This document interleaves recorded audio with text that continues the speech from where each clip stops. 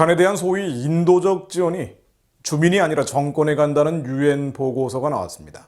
사실 이 문제에 대해서 저는 말 그대로 수십 년간 반복적으로 말씀을 드려왔습니다. 그런데 이번에는 유엔 보고서로도 입증됐다는 데 의미가 있습니다. 그런데요, 이런 명명백백한 사실에도 불구하고 한국의 정권과 좌편향된 NGO 단체는 물론 한국의 대부분의 대형 교회, 대형 교단, 그리고 교포교회마저 이 대북 인도적 지원 논리에서 벗어나지 못하고 있는 것은 안타까운 일입니다. 요컨대 세상은 물론 교회마저도 포갑당하는 주민이 아니라 그들을 포갑해온 사악한 권력을 돕고 있다는 것이 유엔 차원에서도 지적됐다는 것입니다. 내용을 조금 더 자세히 말씀드리면 이렇습니다. 지난달 31일 유엔 안전보장이사회 산하의 대북제재위원회 전문가 패널 연례 보고서가 공개됐는데요. 이 보고서에 따르면 북한이 인도적 지원을 정치화했다라고 나옵니다. 즉 북한은 노동당이 우선적으로 여기는 지역에 대해서만, 또 이데올로기적으로는 체제에 문제가 되지 않는 나라들로부터만 인도적 지원을 수용하고 있다라고 되어 있고요. 또 인도적 지원은 북한 지도부의 수요를 충족시키기 위해서 전용되어 온 것이 거의 확실하다면서 이것을 통해 외교적인 고립과 경제개혁 시도에서 비롯되는 압박을 완화하고 있다고 강조했습니다. 좀 더 풀어 말씀드리면요, 과거에 서독이 동독을 지원할 때처럼 인도적 지원이라는 것은 주려는 사람이 원하는 지역, 원하는 대상, 원하는 시기에 줄 수 있어야 합니다. 가령 회령 인근의 꽃제비들을 돕겠다, 요독의 수용소 수감자들을 돕겠다, 이렇게 말입니다.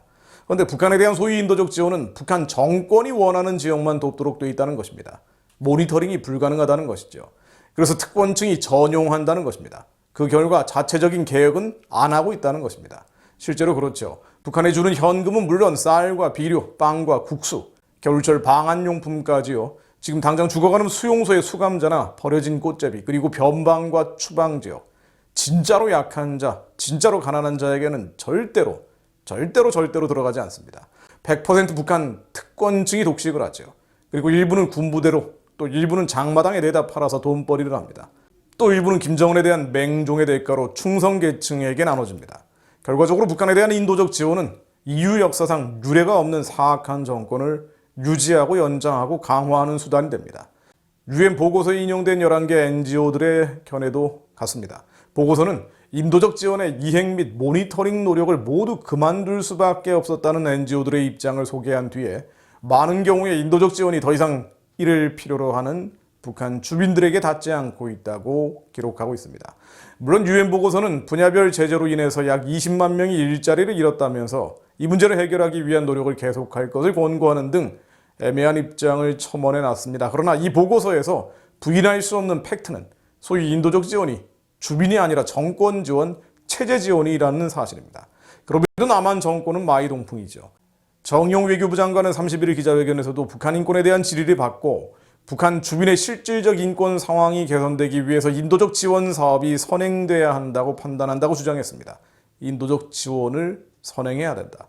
이인영 통일부 장관도 지난달 15일 평화와 인도주의 협력을 통해서 남북관계를 개선하는 것이 더 자연스럽고 실질적으로 북한 인권을 증진하는 방안이라고 밝혔습니다. 이 북한 인권에 대한 항의성 문의에 대해 이렇게 답을 한 것입니다. 그런데 권력은 그렇다 쳐도요, 한국교회의 주류는 좌우, 보수, 진보, 이념 성향과 상관없이 소위 인도적 지원에는 한 목소리를 내고 있습니다.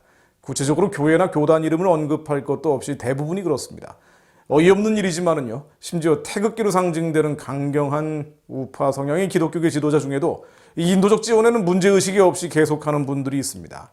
김정은은 악해도 주민은 살려야 하지 않느냐, 어린이는 먹여야 하지 않느냐는 것입니다. 그러나 정권까지 갈 것도 없고요, 한국교회 주류가 북한에 대해서 계속 분별하지 못하고 김일성 일가를 태양신으로 섬기는 우상 숭배 체제의 평화적 붕괴를 위해 기도하지 않는다면요, 심지어 그 정권에 흘러들어가는 소위 인도적 지원을 북한 선교라고 회치를 해서 계속한다면요, 국가적 혼란 또한 멈춰지지 않을 것입니다.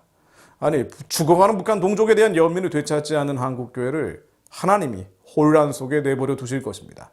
하나님은 혼란을 거두지 않으실 것입니다. 그러므로 이런 유엔 보고서를 통해서라도 한 교회라도, 한 명의 목회자라도 미혹에서, 거짓에서 벗어날 수 있기를 기도합니다. 하나님, 너희도 함께 갇힌 것 같이 갇힌 자를 생각하고 너희도 몸을 가졌은 즉 학대받는 자를 생각하라고 하신 것처럼 노예가 된 2,500만 북한 주민을 생각하는 한국 교회가 되게 하옵소서. 그들을 죽이는 강도의 이웃이 되는 것이 아니라 강도 만난 자의 이웃이 되게 하시어 가짜 평화, 거짓 평화의 미혹에서 빠져나오게 하시고 하나님의 성전과 우상을 일치시키는 악한 일들이 한국교회에서 중단되게 하옵소서. 북한의 김일성 교회에 불과한 봉수교회, 칠골교회로 오가면서 믿지 않는 자와 멍에를 함께 메고 의와 불법을 함께하며 빛과 어둠을 사귀게 하려는 어리석은 일들이 한국교회에서 중단되게 하옵소서.